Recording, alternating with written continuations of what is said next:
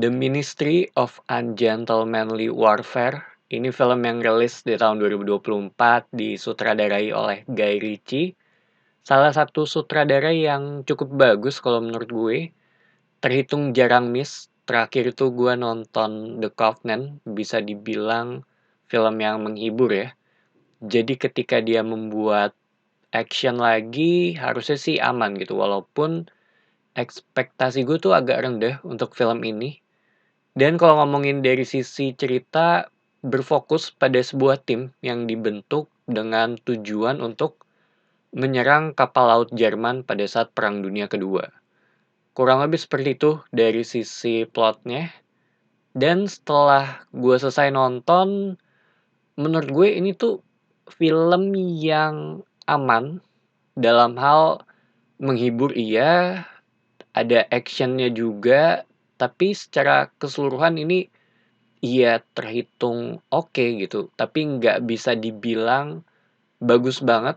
Tipikal film yang ditujukan ya untuk menghibur ya kalau menurut gue, dan itu semua tuh ada di sini gitu. Dimana sejak awal film kita udah disajikan dengan action sequence, baru sejalan dengan film, ini tuh terbagi dalam dua plot. Yang pertama tuh tim bagian eksekusi ya, yaitu timnya si Henry Cavill, dia sebagai Gus M. Phillips, dan ada tim intelijen untuk mencari informasi mengenai target utama mereka, di mana kedua tim ini tuh harus mencari cara dan terus beradaptasi juga gitu mengenai keadaan yang terjadi di sana. Selain itu, dari sisi pacing ini film yang menurut gue dibawain dengan pas, walaupun banyak hal yang terjadi di sini dari berbagai sisi juga, mulai dari politik, intelijen, dan timnya si Phillips. Cuma buat gue sendiri, ada satu hal yang agak kurang ya. Itu ada di penjelasan bagian misi yang ada di awal film. Menurut gue cara penyampaiannya tuh agak ngebosenin, karena mereka lebih ngejelasin secara verbal. Sedangkan dari sisi action, ya ini terhitung balance ya, nggak berlebihan dan nggak kurang kalau menurut gue. Lebih tepatnya ya emang sesuai gitu dengan keadaan yang terjadi pada saat itu. Dan cara mereka menggunakan atau mencari solusi yang ada di sini tuh emang terhitung outside the box, sangat beresiko juga. Tapi gue dibuat penasaran gitu mengenai akan seperti apa dari sisi hasilnya nanti. Ini juga film yang berdasarkan dari kisah nyata.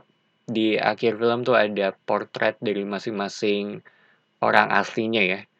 Selain itu ada Ian Fleming di sini, dan awalnya tuh gue agak kaget ya kalau ada dia di sini. Sedangkan dari sisi visual ya ini terhitung biasa aja, tapi ada satu scene yang gue suka banget, itu bagian di pertengahan film pada saat menuju malam ya, ketika di laut.